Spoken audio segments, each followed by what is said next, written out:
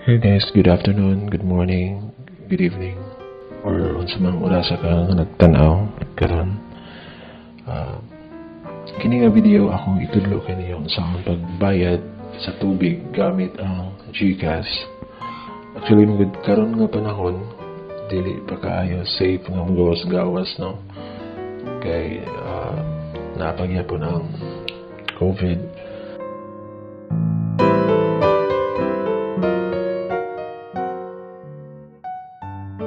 First, sulod ka sa GCash ni mga app. Then, tap ni mga pay bills.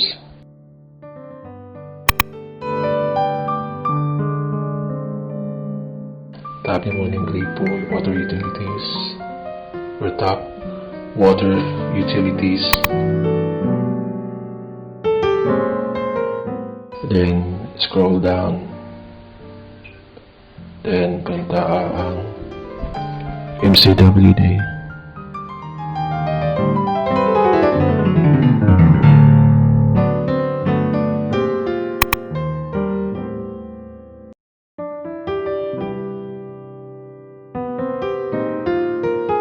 Type mo ang customer code.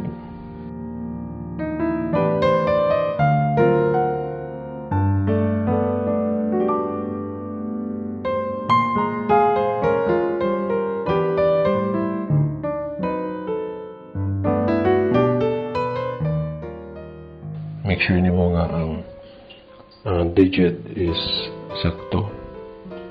Make sure lang na dili siya masayop.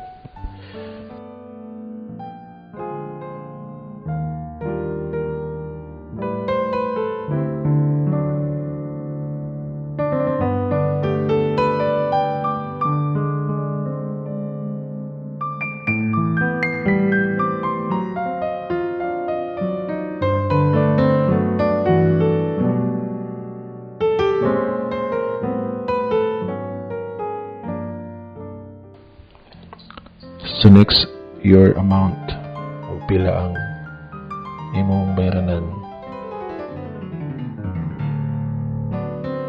Ang email address gamit ni siya para na kay naing option nga makakuha og copy.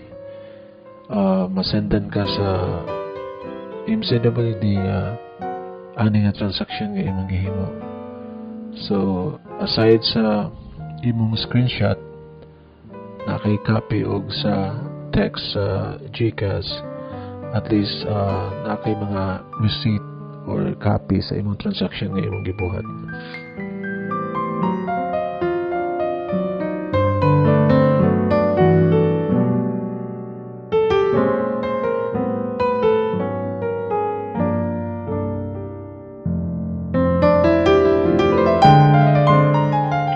So before nimo i-confirm, i-double check nimo ang customer code ug ang imong account name, email address ug ang amount na imong gibayaran.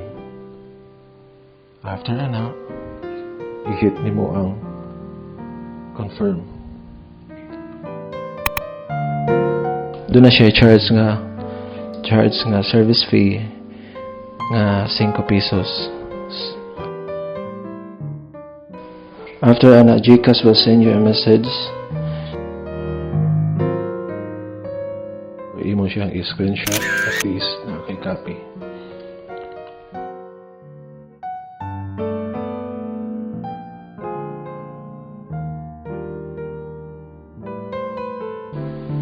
Click mo ang done.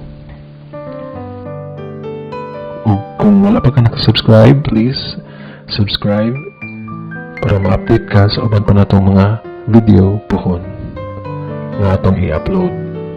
Daghang salamat sa pagtanaw. God bless us all.